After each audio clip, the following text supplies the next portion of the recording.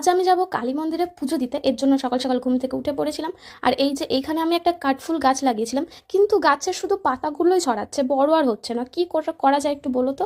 তারপরে আমি brush trash করে ঘরে এসে একটু এই দুটো কলকা করেছিলাম, একা একাই করি, আমি পারি না, ওইটা ভালো হয়নি। আর এই দুটো কেমন হয়েছে বলো, নতুন নতুন করছি তো।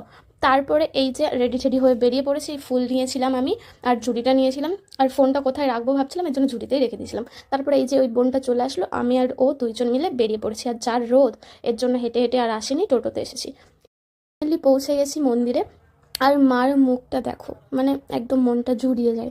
তারপরে এই সাইডে ধূপকাঠি আর মোমবাতি ধরানো হয়, আমরাও ধরিয়েছিলাম, কিন্তু তখন ভিডিও করতে পারিনি।